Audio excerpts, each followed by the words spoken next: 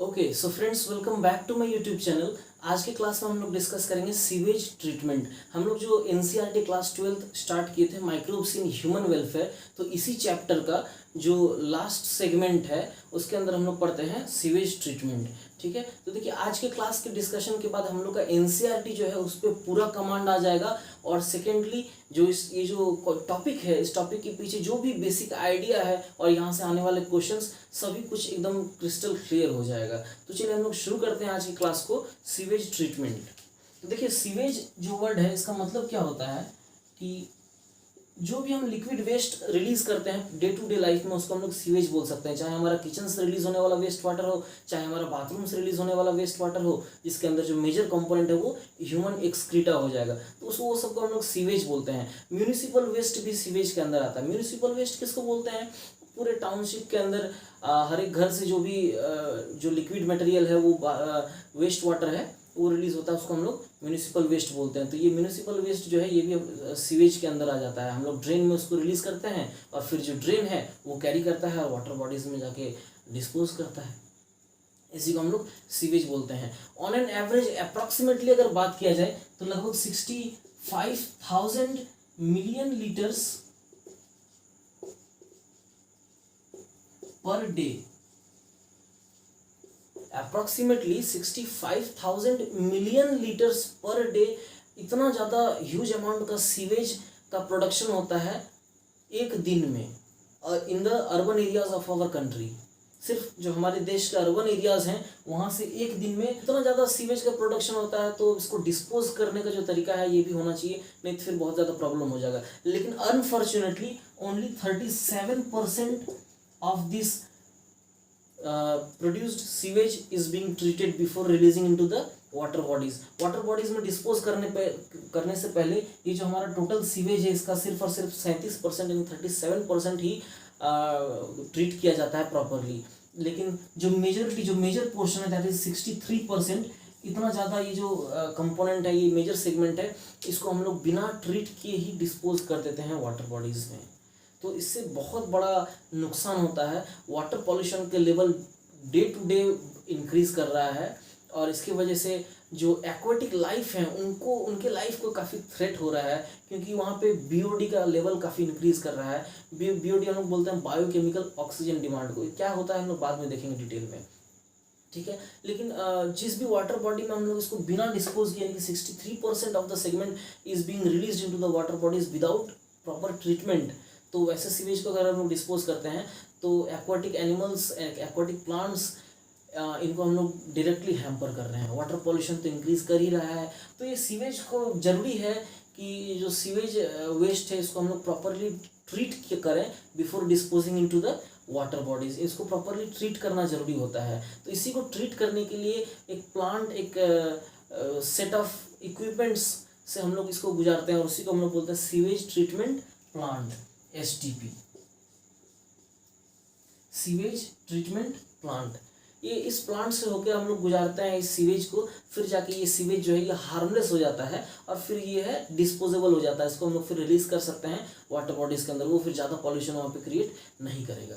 ठीक है, तो अब क्या होता है ये सीवेज ट्रीटमेंट प्लांट, इसका कौन कौन सा कंपोनेंट है, इसका कैसा इंफ्रास्ट्रक्चर है, उसको हम लोग अब डिटेल में देखते हैं। ठीक है, देखिए सीवेज ट्रीटमेंट प्लांट का जो वर्किंग प्रिंसिपल है, इसका जो काम करने का तरीका है, ये बेसिकली डिवाइडेड है दो टाइप्स में।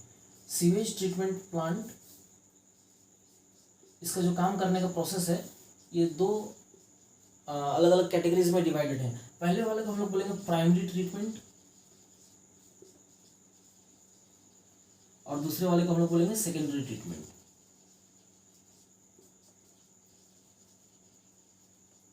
देखिए प्राइमरी ट्रीटमेंट को हम लोग फिजिकल ट्रीटमेंट या फिर मैकेनिकल ट्रीटमेंट भी बोलते हैं। प्राइमरी ट्रीटमेंट को क्या बोल सकते हैं? फिजिकल ट्रीटमेंट और मैकेनिकल ट्रीटमेंट। उसी तरीके से सेकेंडरी ट्रीटमेंट को हम लोग बायोलॉजिकल ट्रीटमेंट बोल सकते हैं। ऐसा क्यों है कि इसको फिजिकल या मैकेनिकल बोला जाता है और सेकेंडरी ट्रीटमेंट को बायोलॉजिकल ट्रीटमेंट बोला जाता है? तो इसको हम लोग समझेंगे जब दोनों ही प्रोसेस को हम लोग इन डेप्थ जब स्टडी करें। सो चलिए हम लोग सबसे पहला जो प्रोसेस है, पहला जो स्टेप है, that is the primary treatment, उसको हम लोग देखते हैं कि उसके अंदर क्या क्या हो रहा है।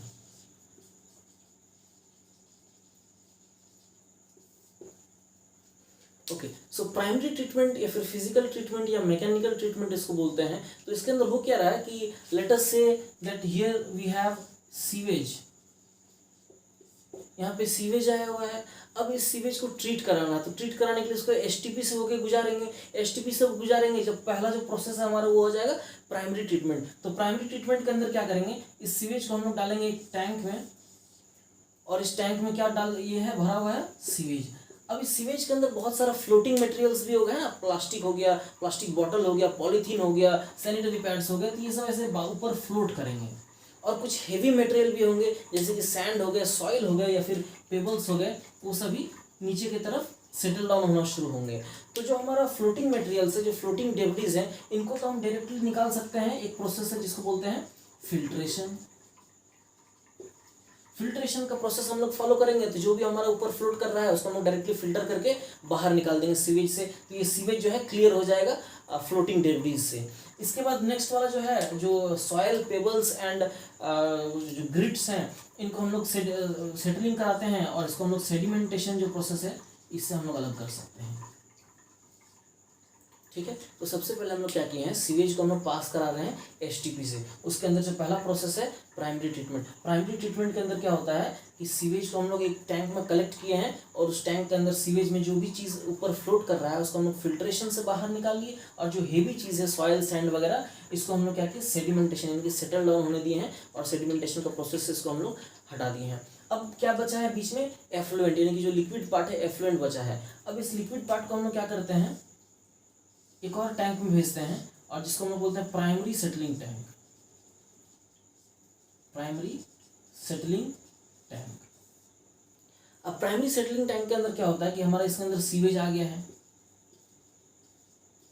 अब इस सीवेज में क्या है कि अभी भी अगर कोई भी सस्पेंडेड पार्टिकल्स वगैरह हैं जो कि सेटल डाउन हो सकते हैं, तो उनको हम सेटल यहाँ पे होने देते हैं। ठीक है, तो अभी भी कुछ सस्पेंडेड पार्टिकल्स वगैरह यहाँ पे थे, तो वो सभी कुछ अब नीचे में क्या हो गए, सेटल हो गए। इसीलिए इसको हम लोग नाम दिए प्राइमरी सेटलिंग टैंक। सेटल हो गया। अब सेटलिंग होने के बाद यहाँ जो नीचे सेडिमेंट जो हम लोग को मिला है, इसको हम लोग बोलते हैं प्राइमरी स्लज। इसको हम लोग क्या बोलते हैं, प्राइमरी स्लज। तो देखिए नाम याद रखना बहुत आसान है, प्राइमरी सेटलिंग टैंक है, और यहाँ पे जो नीचे सेटल डाउन हुआ है उसको हम लोग बोल देंगे प्राइमरी स्लज। ठीक है, प्राइमरी स्लज नीचे सेटल डाउन हो गया है, और इस प्राइमरी स्लज को हम बाद में क्या करेंगे, यहाँ से निकाल लेंगे। प्राइमरी स्लज को बाद में निकाल लेंगे, और साथ ही साथ जो हमारे यहाँ सेडिमेंटेशन जो सॉइल्स पेबल्स ये सभी चीज़ें थे इनको भी निकाल लेंगे। और ये जो ये वाला टैंक में जो भी नीचे सेडिमेंटेड था, और ये वाला टैंक में जो भी नीचे सेटल्ड था, दोनों को ही हम लोग निकाल लेंगे। और बाद में हम लोग कोई भी बिल्डिंग का काम होता है, कंस्ट्रक्शन का काम होता है, या फिर कोई गड्ढा वगैरह है, तो उसको हम लोग भरने के लिए काम आता है।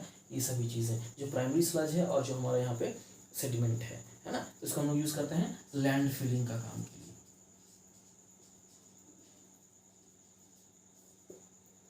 इन दोनों को हम लोग निकाल लिए। अब यहाँ ये वाला जो प्राइमरी सेटलिंग टैंक था, यहाँ पे हमारा सिर्फ और सिर्फ क्या बचा है, एफ्लुएंट यानी कि जो लिक्विड है वो बचा है। अब ये एफ्लुएंट हमारा यहाँ पे बचा है, इस एफ्लुएंट को हम क्या करेंगे, सेकेंडरी ट्रीटमेंट के लिए भेजेंगे आगे। तो ये हो गया प्राइमरी ट्रीटमेंट का काम। प्राइमरी ट्रीटमेंट के लिए ये सभी, कोई भी बायोलॉजिकल प्रोसेस यहाँ पे इन्वॉल्व नहीं है, इसीलिए इस प्रोसेस को सिर्फ फिजिकल या मैकेनिकल प्रोसेस बोला गया, क्योंकि फिल्ट्रेशन, सेडिमेंटेशन और ये सब चीज़ हो रहा है यहाँ पे, इसलिए इसको फिजिकल या मैकेनिकल ट्रीटमेंट बोला गया है। अब जो ये एफ्लुएंट बचा है प्राइमरी ट्रीटमेंट के बाद, इस एफ्लुएंट को हम लोग भेजेंगे नेक्स्ट ट्रीटमेंट। चलिए, तो प्राइमरी ट्रीटमेंट के बाद हमारा जो एफ्लुएंट आया है वो एफ्लुएंट आ चुका है।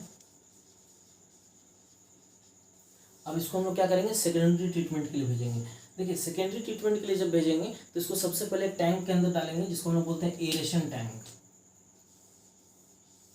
इस टैंक को क्या बोलेंगे, एरेशन टैंक।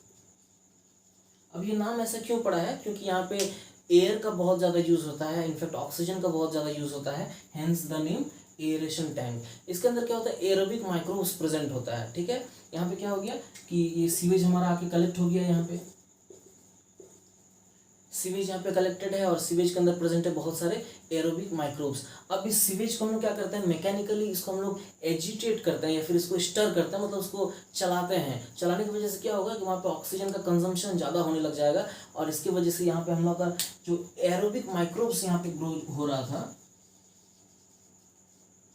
जो यहाँ पे एरोबिक माइक्रोब्स ग्रो हो रहा था, तो वो एरोबिक माइक्रोब्स क्या करेंगे, एयर को लेंगे, इसका मतलब ऑक्सीजन को लेंगे, ऑक्सीजन को कंज्यूम करेंगे और कंज्यूम करने के बाद ये सीवेज के अंदर जो भी वेस्ट मटेरियल है उसको डाइजेस्ट करेंगे। ठीक है, तो एरेशन टैंक के अंदर माइक्रोब कैसा प्रेजेंट होगा, एरोबिक माइक्रोब प्रेजेंट होगा। क्यों, क्योंकि एरेशन टैंक में हम लोग मैकेनिकली इसको स्टर करते हैं, जिसकी वजह से ऑक्सीजन का कंजम्पशन होता है। उसी ऑक्सीजन को कंज्यूम करके जो एरोबिक माइक्रोब्स हैं वो वेस्ट को डाइजेस्ट कर सकते हैं। ठीक है, इसलिए नाम पड़ा इसका एरेशन टैंक। अब यहाँ पे एरोबिक माइक्रोब्स हैं, ये ऑक्सीजन को लेंगे और जो हमारा सीवेज के अंदर जो भी वेस्ट प्रोडक्ट्स हैं उसको डाइजेस्ट करेंगे। एरोबिक माइक्रोब्स द्वारा ऑक्सीजन को कंज्यूम करने का जो प्रोसेस है, इसी को हम लोग बोलते हैं oxygen demand.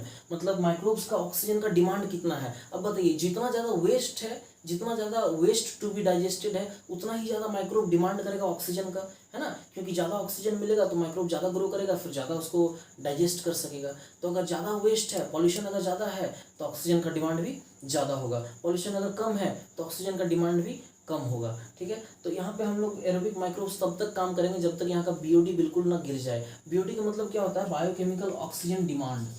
Biochemical oxygen demand, microbes oxygen का डिमांड करते हैं ताकि वो डाइजेस्ट कर सके यहाँ पे जो भी वेस्ट मटेरियल है। तो अब अगर ज़्यादा वेस्ट मटेरियल है तो ज़्यादा ऑक्सीजन का डिमांड होगा डाइजेस्ट करने के लिए। वेस्ट मटेरियल अगर कम है तो ऑक्सीजन का डिमांड कम होगा। तो यहाँ पे एरोबिक माइक्रोब्स तब तक काम करते हैं जब तक इस पानी का जो बीओडी है वो रिड्यूस ना हो जाए। बीओडी किसको बोलते हैं कि अगर 1 लीटर वाटर है, 1 लीटर पानी के अंदर जो माइक्रोब्स का जो ऑक्सीजन डिमांड है, 1 लीटर पानी के अंदर जो भी पॉल्यूशन है उस पॉल्यूशन को ख़त्म करने के लिए जो माइक्रोब्स का जो डिमांड है ऑक्सीजन का, उसी को हम लोग बोलते हैं बायोकेमिकल ऑक्सीजन डिमांड 1 लीटर पानी में। ठीक है, तो ये जो इस पानी का जो है बीओडी, अभी अगर तुरंत ये प्राइमरी ट्रीटमेंट के बाद आया है तो डेफिनेटली इसका जो बीओडी है ये भी हाई है क्योंकि अभी पॉल्यूटेड है। लेकिन एरोबिक माइक्रोब्स अपना काम करेंगे और काम करने के बाद यहाँ का जो पॉल्यूशन है उसको डिक्रीज करेंगे, और पॉल्यूशन अगर डिक्रीज होगा तो कैसे पता चलेगा, तो उसका बीओडी जो है वो रिड्यूस हो जाएगा। ठीक है, तो तब तक यहाँ पे काम किया जाएगा जब तक बीओडी पूरी तरह से रिड्यूस ना हो जाए। जैसे ही बीओडी रिड्यूस हो जाएगा फिर इसको हम लोग आगे भेजेंगे। अब एरेशन टैंक के अंदर क्या हुआ है कि एरोबिक माइक्रोब्स को हम लोग ग्रो करवाए, उसके अंदर बैक्टीरिया, फंजाई, ये सभी चीज़ें हैं। तो ये जो ऑक्सीजन का जब कंजम्पशन ज़्यादा होगा तो बैक्टीरिया, फंजाई ग्रो करेंगे, और ग्रो करने के बाद इनके ग्रुप को हम लोग बोल देते हैं फ्लॉक्स। क्या बोलते हैं इनको, फ्लॉक्स। ठीक है, तो अब ये काम हो चुका है। अब एफ्लुएंट को हम लोग भेजेंगे नेक्स्ट सेटलिंग टैंक, जिसको हम लोग बोलते हैं सेकेंडरी सेटलिंग टैंक।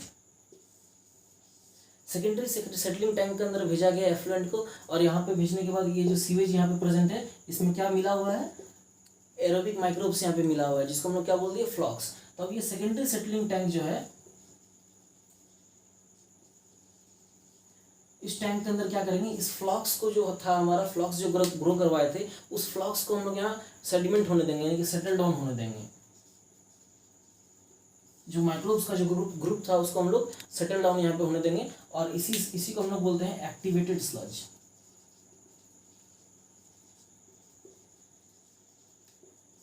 यहाँ पे जो सेटल डाउन जो फ्लॉक्स है उनको क्या बोल देंगे, एक्टिवेटेड स्लज। अब देखिए एनसीईआरटी एक लाइन का यूज किया है कि जो एक्टिवेटेड स्लज है इसको हम लोग इनोकुलम के जैसा यूज कर सकते हैं एरेशन टैंक में। ये लाइन एनसीईआरटी का है। अब देखिए एरेशन टैंक में हम लोग क्या कर रहे थे, एरोबिक माइक्रोब्स यानी कि फ्लॉक्स का यूज कर रहे थे। तो वहाँ पे फ्लॉक्स आया कहाँ से, तो यहाँ पे जो फ्लॉक्स डिपॉजिट हो रहा है, इसी फ्लॉक्स को हम लोग थोड़ा सा लेके अगर हम लोग एरेशन टैंक जो प्रीवियस टैंक था वहाँ पे अगर ले जाएं तो वो इनोकुलम यानी कि स्टार्टर का काम करेगा। याद कीजिए जो कर्ड बनाने का प्रोसेस था उसके अंदर भी हम लोग मिल्क के अंदर थोड़ा सा कर्ड को डाले थे, उसको हम लोग इनोकुलम या फिर स्टार्टर बोले थे। तो वही काम यहाँ पे कर रहा है कि सेकेंडरी सेटलिंग टैंक के अंदर जो फ्लॉक्स को हम लोग सेडिमेंट करवाए हैं इसी को हम लोग एक्टिवेटेड स्लज बोलेंगे, और इसी एक्टिवेटेड स्लज को हम लोग एज इनोकुलम हम लोग यूज कर सकते हैं इसी प्रीवियस टैंक यानी कि एरेशन टैंक के अंदर। तो ये वाला काम हो चुका है, फ्लॉक्स यहाँ पे सेटल हो चुका है। अब इस यहाँ का जो एफ्लुएंट है इसको हम लोग नेक्स्ट आगे स्टेप में भेजेंगे। अब देखिए सेकेंडरी सेटलिंग टैंक में क्या हुआ था, जो हमारा एक्टिवेटेड स्लज बचा था उस एक्टिवेटेड स्लज का हम थोड़ा सा पार्ट को एरेशन टैंक में भेज दिए थे, जिसको हम बोले थे एज एन